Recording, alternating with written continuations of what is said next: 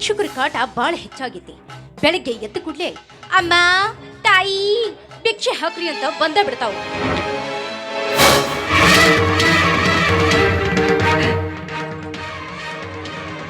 ರೀ ಇವನು ಭಿಕ್ಷುಕ ಅಲ್ಲ, ನಿಮ್ಮವ್ವನ ಗಂಡ.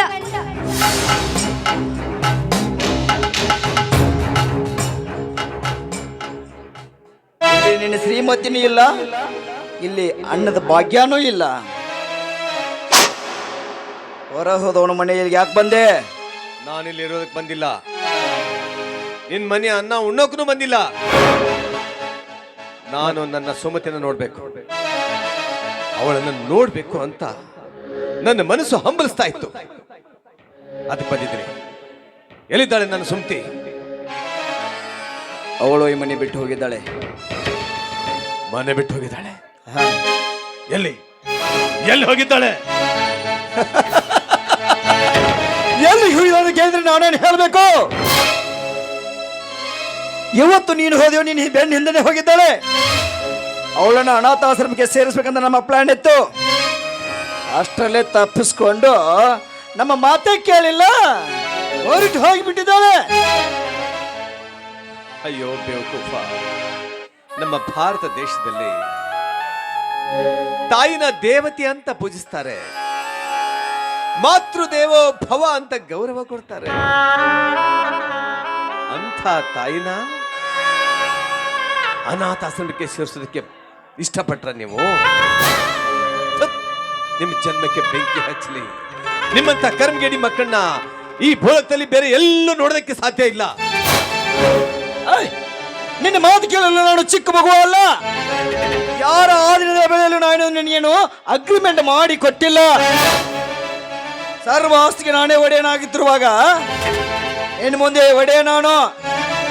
ಹೋಗೋ ಮಗನೇ, ನನಗೆ ಅಗ್ರಿಮೆಂಟ್ ಬಗ್ಗೆ ಹೇಳ್ತಾ ಇದ್ದೆ ನೀನು? ಹೆತ್ತ ತಂದೆ ತಾಯಿಗಳ ಹೊಟ್ಟೆ ಉರಿಸುವಂತ ನಿಮ್ಮಂತ ಮಕ್ಕಳನ್ನ ಜೀವಂತ ಇರಬಾರ್ದು, ಹಿಡಿದು ಕುಡ್ದು ಈಗ ಈ ಕ್ಷಣ ನಿಮ್ಮನ್ನ ಸುಟ್ಟು ಹಾಕ್ಬಿಡ್ತೀನಿ. ನಾನೇನು ಮಾಡಬೇಡ್ರಿ.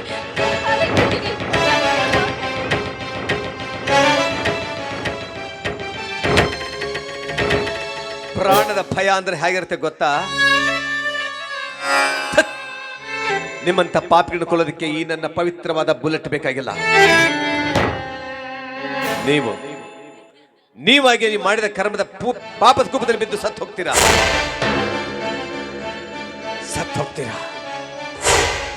ನನ್ನ ಸುಮ್ತಿನ ಎಂದಿಲ್ಲ ನಾಳೆ ನಾನು ಕರ್ಕೊಂಡು ಬಂದೇ ಬರ್ತೀನಿ. ಅಷ್ಟರಲ್ಲಿ ನೀವು ಈ ಮನೆನ ಬಿಟ್ಟು ಹೊರಟು ಹೋಗ್ಬೇಕು. ನೀವಾಗೆ ನೀವು ಮನೆ ಖಾಲಿ ಮಾಡದೆ ಹೋದ್ರೆ ನಿಮ್ಮನ್ನ ಒತ್ತುವರೆಗೆ ಹಾಕ್ತೀನಿ. ನಾನ್ ಬರೋಷ್ಟರಲ್ಲಿ ನೀವು ಈ ಮನೆಯಲ್ಲಿ ಇರಕೂಡು.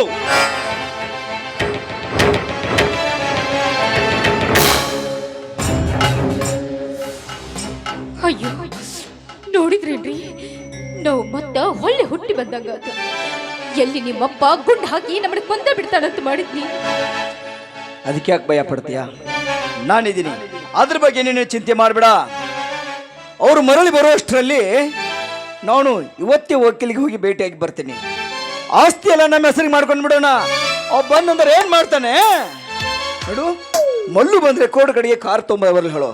ಆದಷ್ಟು ಬೇಗ ನಾನು ವಕೀಲರಿಗೆ ಭೇಟಿಯಾಗಿ ಬರ್ತೀನಿ.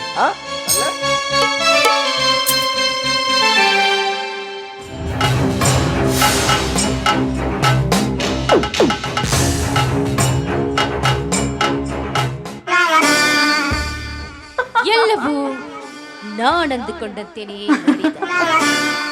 ಇಷ್ಟು ದಿನ ನಾ ಕಂಡ ಕನಸು ನನಸಾಗೋ ಸಮಯ ಈಗ ಕೂಡಿದೆ. ಮಹೇಂದ್ರ, ಈ ಎಲ್ಲ ಸರ್ವ ಆಸ್ತಿಯನ್ನ ಇಬ್ಬರ ಹೆಸರಿನಲ್ಲಿ ಮಾಡೋದಕ್ಕೆ ನಾನು ಬಿಡೋದಿಲ್ಲ. ಈ ನನ್ನ ಸೌಂದರ್ಯದ ಮೋಡಿಯಿಂದ ಆ ವಕೀಲನಿಗೆ ಮದ್ದು ಹಿಡಿಸಿ ಸರ್ವ ಆಸ್ತಿಯನ್ನ ನನ್ನೊಬ್ಬಳ ಹೆಸರಿನಲ್ಲಿಯೇ ಮಾಡಿಕೊಟ್ಟು ನನ್ನ ಮನ ಬಯಸಿದ ಪುರುಷನೊಂದಿಗೆ ಹಾಯಾಗಿ ಬದುಕಬಹುದು. ಹಾಯಾಗಿ ಬದುಕಬಹುದು. ಈ ಪೃಥ್ವಿರಾಜ 4 ದಿನ ಆಯ್ತು ಮನೆಗೆ ಬಂದು ಇನ್ನು ಯಾಕೆ ಬರ್ತಾ ಇದ್ದಾನೆ? ಇವನು ಎಲ್ಲಿ ಹಾಳಾಗಿ ಹೋಗಿದ್ದಾನೆ? ಯಾವಾಗ ಬರ್ತಾನೋ ಏನೋ.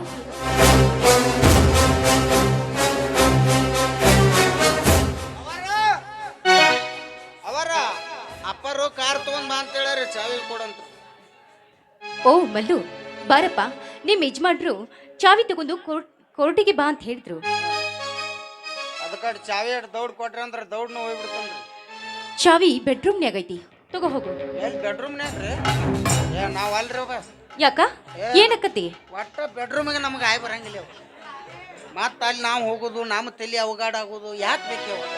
ನಮಗೆ ದುಡ್ಕೊಂಡು ತಿನ್ನಾಕತ್ತೇವು. ಹೋಗ್ಯಾವ ನೀನ ಕೈ ಮುಗ್ತೇವ, ದೊಡ್ಡ ಮನಸ್ಸು ಮಾಡಿ ಹಗಾರಕ ಚಾವಿ ತಂದು ದೂರಿದ್ದ ಕೊಟ್ಬಿಡಿವ ಸಾಕು. ನೋಡು ಮಲ್ಲು, ಸುತ್ತಿ ಬಳಸಿ ಮಾತಾಡೋ ಅಭ್ಯಾಸ ನನಗಿಲ್ಲ. ನೀನ್ ಮನಸ್ಸು ಮಾಡಿದ್ರ ನನ್ನ ಪಲ್ಲಂಗದ ಮ್ಯಾಲ ಈ ಹರಿಹರಿಯದ ಯೌವನದ ಸುಖಾನ ನಿನಗೆ. ನೀ ಹೂ ಅಂದ್ರ ಸಾಕು. ಎಷ್ಟು ದುಡ್ಡು ಬೇಕು ಕೇಳು. ನೀನು ಬೇಡಿದಷ್ಟು ದುಡ್ಡನ್ನ ಬಿಸಾಕ್ತೀನಿ. ಆದ್ರ ನನ್ನ ಕಾಮದಾಹವನ್ನ ಇಂಗಿಸದೆ ಹೋಗ್ಬೇಡ.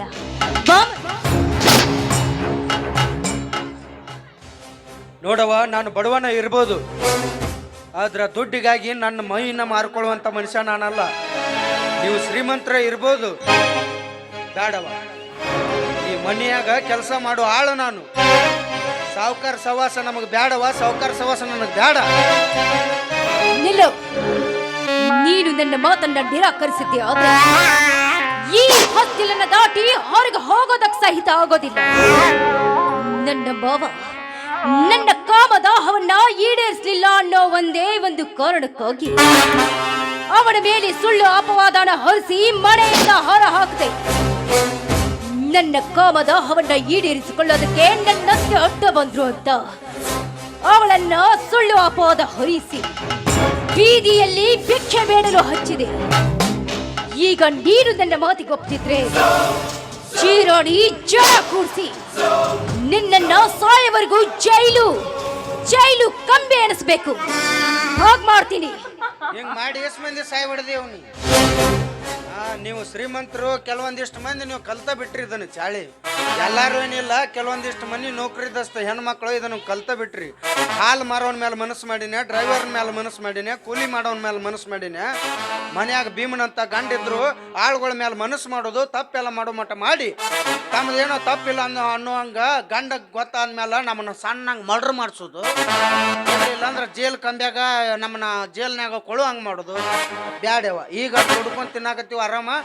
ನಿಮ್ಮ ಕೆಲಸನೂ ಬೇಡ, ನಿಮ್ದು ಏನೂ ಬೇಡ. ನಾಳೆ ಕಟ್ಟು ಅನ್ನ ತಿನ್ನೋ ಮನೆಗೆ ಕಣ್ಣು ಹಾಕೋ ಕೆಲಸ ನಾ ಎಂದೂ ಮಾಡೋದಿಲ್ಲವ. ನಿಮ್ಮ ಮನೆಗೆ ನಿನ್ನ ಕೆಲಸಕ್ಕೆ ಗುಡ್ ಬಾಯ್ ತಾಯಿ ಹೋಗಿ.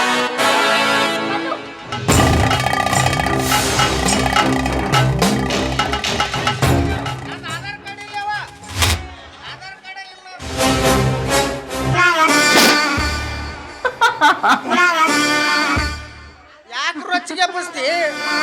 ಮೊದ್ಲ ನಮ್ಮ ಸೆನ್ಸರ್ ವೀಕ್ ಅದಾವು.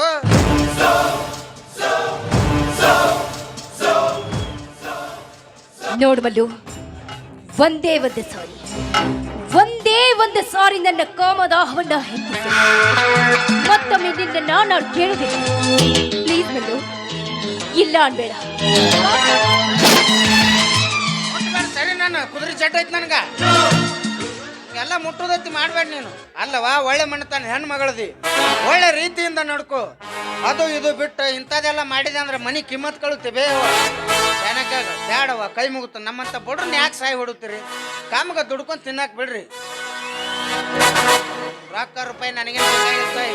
ರೊಕ್ಕ ರೂಪಾಯಿ ನೀನೇ ಇಟ್ಕೋ, ಅಲ್ಲೇ ಏನು ಬೇಕಾಗಿಲ್ಲ.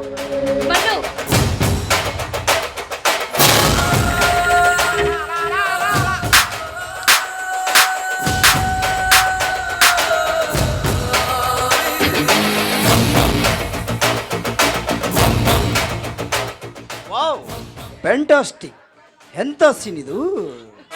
ಅಯ್ಯೋ ಬರೀ ನೀವು ಸರಿಯಾದ ಸಮಯಕ್ಕೆ ಬಂದ್ರಿ ಅಂತ ಒಳ್ಳೇದಾಯ್ತು. ಇಲ್ಲದೆ ಹೋಗಿದ್ರೆ ಈ ಮಲ್ಲು ನನ್ನ ಶೀಲವನ್ನೇ ಹಾಳು ಮಾಡ್ತಿದ್ದಾರೆ.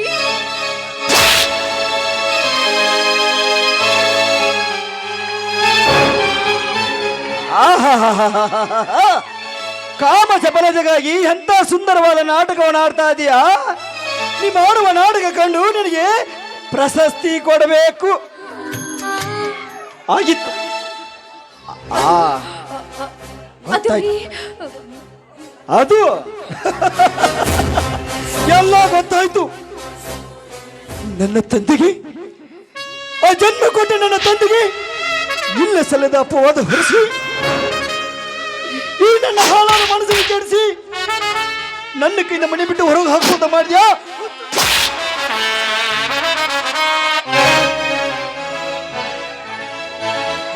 ಅದಕ್ಕಾಗಿ ಹೇಳ್ತಾರೋ,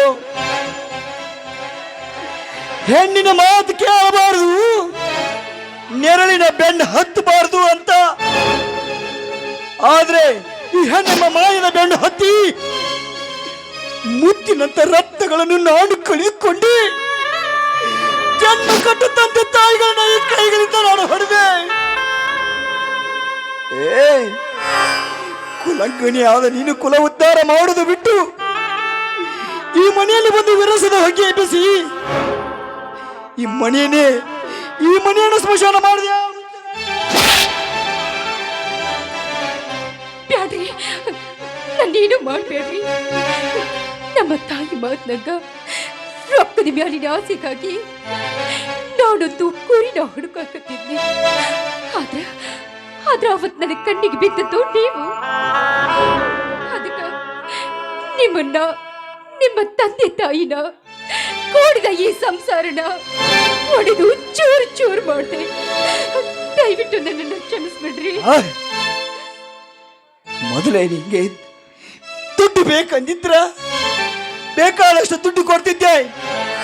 ನಿನ್ನ ಆಸೆ ತಿರ್ಸಕ ಬೇಕಾದ ಗಣಸು ಬಂದಿದ್ರೆ ಅವ್ರ ಜೊತೆ ಓಡಿ ಹೋಗ್ಬೋದಿತ್ತು. ಸುಮ್ಮನೆ ಬಂದು ನನ್ನ ಜೀವನ ಯಾಕೆ ಹಾಳು ಮಾಡಿದೆ?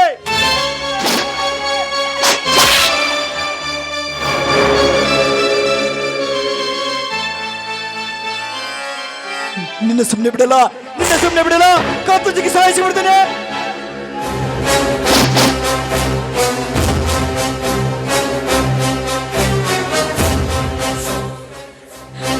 ಬ್ಯಾಡ್ರಿ, ದಯವಿಟ್ಟು ನನ್ನ ತಪ್ಪನ್ನ ಕ್ಷಮಿಸ್ಬಿಡ್ರಿ.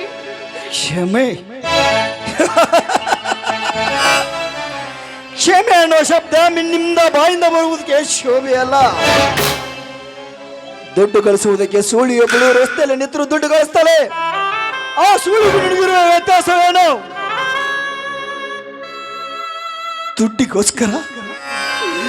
ದುಡ್ಡಿಗೋಸ್ಕರ ನನ್ನ ಹೆತ್ತ ತಂದೆ ತಾಯಿಗಳನ್ನ ಬಲಿ ತಗೊಂಡ ಪಾಪಿ ನೀನು. ಎಲ್ಲಿ ಅಂತ ಹುಡುಕ್ಲಿ, ಅವ್ರನ್ನ ಎಲ್ಲಿ ಅಂತ ಕಾಣ್ಲಿ, ಅವ್ರ ಕಾಲು ಹೋಗಿ ಇದ್ ಬಿಡ್ಲಿ. ಬದುಕಿ ಬಾಳಬೇಕೆನ್ನೋ ಆಸೆ ಇದ್ರೆ ನನ್ನ ತಂದೆ ತಾಯಿಗಳಿಗೆ ಕ್ಷಮೆ ಕೇಳಬೇಕು, ಅವ್ರ ಕಾಲಿಗೆ ಬುದ್ಧಿ ಬೇಡ್ಕೋಬೇಕು. ಅಲ್ಲೋ, ಈ ಮನೆಯಲ್ಲಿದ್ದು ಮನೆ ಕಡೆ ಜೋಪಾನ ನೋಡ್ಕೋ. ಆದಷ್ಟು ಬೇಗ ಕಾರು ಗಾಡಿ ತಂದು ಹುಡುಗಿ ನನ್ನ ತಂದೆ ತಾಯಿಯಲ್ಲಿ ಹುಡುಕಿ ಕ್ಷಮೆ ಕೇಳಿಸ್ತೀನಿ.